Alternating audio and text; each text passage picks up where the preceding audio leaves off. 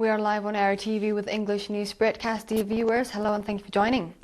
We are ready for our domestic and international report for April 6, 2026, and we invite you to stay with us up until the end.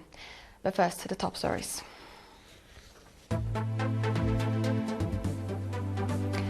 The Ministry of Labour and Social Welfare provides training to its members.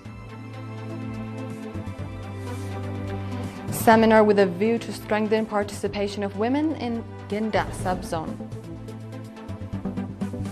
In our international, flood death toll in Angola rises to 29.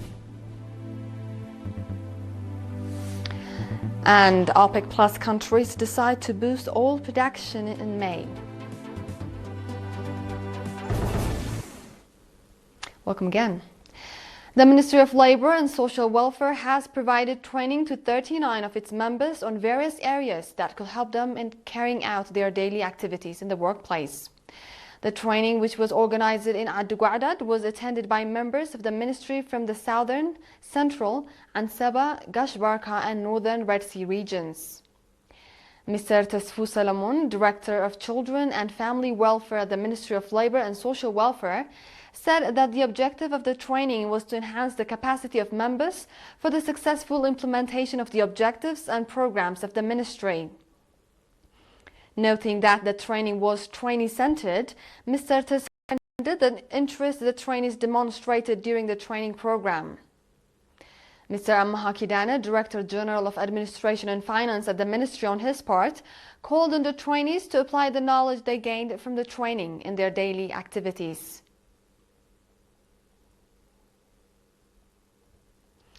Moving on, a seminar aimed at strengthening the participation of women in their workplaces was conducted in Ginda subzone. The seminar was attended by 250 women workers, representatives from various institutions, as well as students. Mr. Salim Mahmoud, Head of Organizational Affairs at the National Union of Eritrean Youth and Students branch in the subzone, said that the seminar was a continuation of the effort that the union branch is exerting to empower women members as well as to enhance their overall capacity through organizing training programs. Noting that enhancing the overall capacity of women is a top priority of the union, Ms. Mansoura Ismail, head of the National Union of Eritrean Youth and Students branch of Sawa and higher education institutions, called on women to strengthen their participation in national affairs. Mr. Haish Gabrasilase, Managing Director in the subzone, on his part, said that for the effort to strengthen participation of women to become successful, there is a need to address the causes of female school dropout and ensure their participation. The participants on their part called for the sustainability of each educational seminars. Meanwhile, at an assessment meeting on the first semester educational activities of the 2025-2026 academic year at Simwood boarding school in Nagfa, it was reported that student enrollment is increasing from time to time. According to the report presented by Mr. Mahmoud Osman, director of the school, student enrollment has increased by 20%, while the passing rate has increased by 14%. He also called for integrated effort to address the shortcomings the school is facing with a view to registering better outcomes. Noting the contribution of boarding schools in providing educational opportunities to children, Mr. Jami' Bakhit, acting head of the education office in the subzone, called on the public to take advantage of the education facilities put in place. At the event, outstanding students in the first semester were provided with awards, and certificates of recognition were presented to area administrators who played a leading role in the effort. Do stay tuned, dear viewers, for we shall be back with the international news after the short break.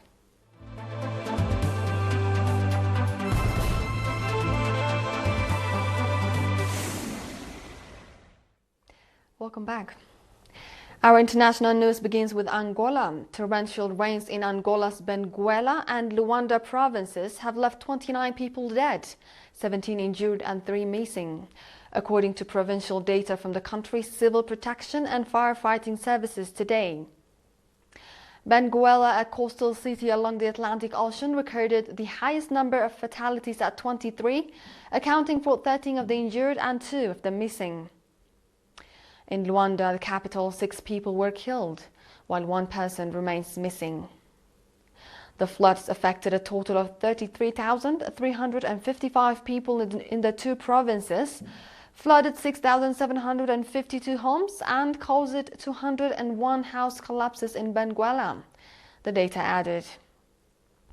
Authorities also reported damage to boats and vehicles in Benguela, while in Luanda, telecommunications, electricity, health and education infrastructure were affected, along with landslides and fallen trees.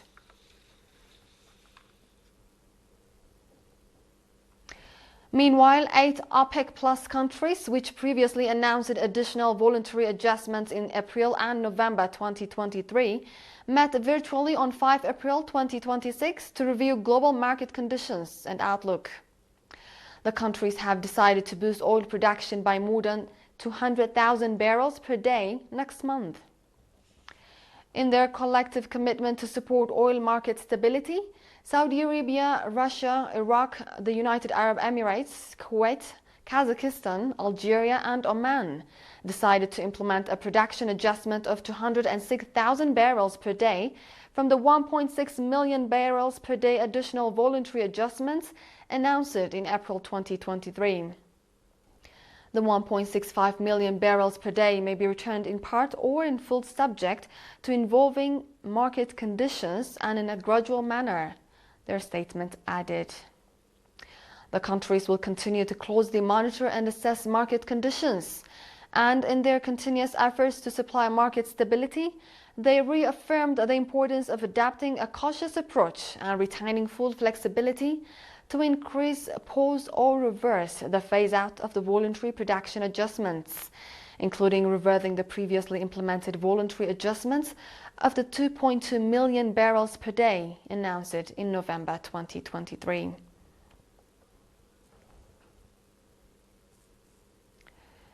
This wraps up our domestic and international report for this session. Dear viewers, once more the top stories.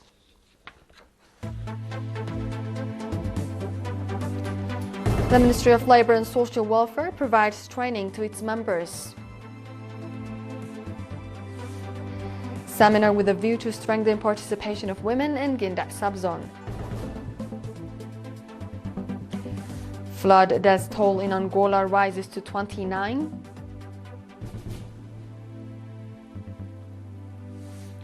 And OPEC Plus countries decide to boost oil production in May.